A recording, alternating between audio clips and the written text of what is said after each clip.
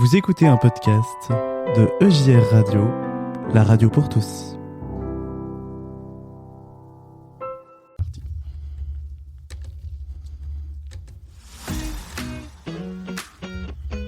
Solidarité, bonnes actions et petite histoire du soir.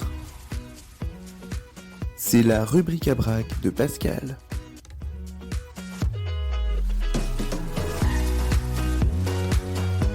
Bonjour à tous et à toutes, bienvenue. Je suis très heureux de vous retrouver en ce 6 juin pour célébrer ensemble les 80 ans du D-Day, donc une rubrique à brac un peu particulière, un peu spéciale.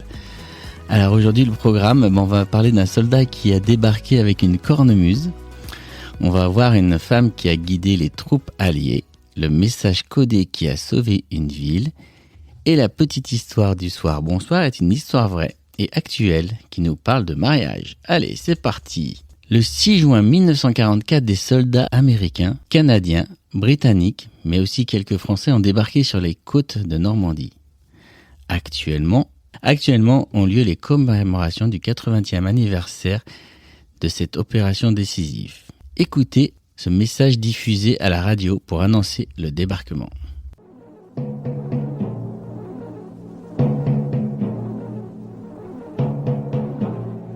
Ici Londres. Les Français parlent aux Français. Veuillez écouter tout d'abord quelques messages personnels. Les sanglots longs des violons de l'automne. Je répète, les sanglots longs des violons de l'automne blessent mon cœur d'une langueur monotone. Je répète, blessent mon cœur d'une langueur monotone.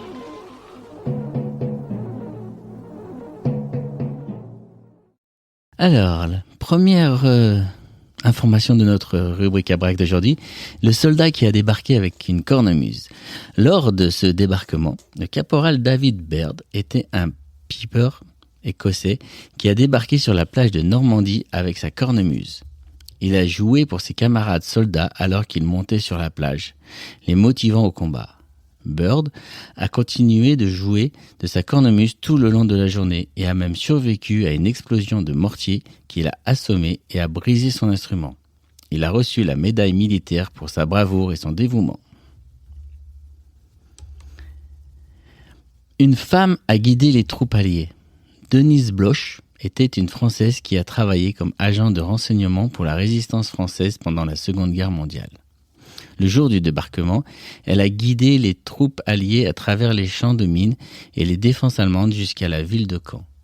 Bloch a été capturée par les Allemands peu après, mais elle a réussi à s'échapper et a continué à travailler pour la résistance jusqu'à la libération de la France. Une autre bonne nouvelle, le message codé qui a sauvé une ville. Le village français de Sainte-Mère-l'Église devait être bombardé par les Alliés le jour du débarquement. Cependant, un groupe de parachutistes américains a atterri dans le village et a pu envoyer un message codé à Londres pour annuler le bombardement. Sainte-Mère-l'Église est ainsi devenue la seule ville française à ne pas être bombardée le jour du D-Day.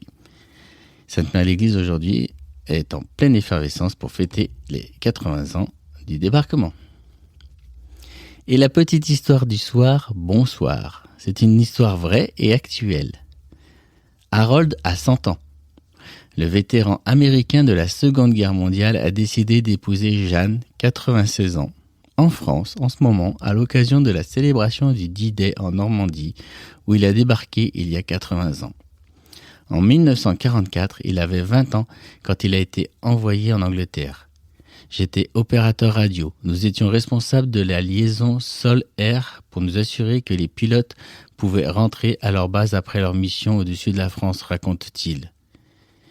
Il raconte cela sous un soleil merveilleux de Floride avec sa future épouse en attendant de venir en France pour célébrer ce mariage. Aujourd'hui, nous qui vivons en pays libre, n'oublions pas tous ceux qui ont donné leur vie pour que nous puissions vivre. Voici le message du D-Day.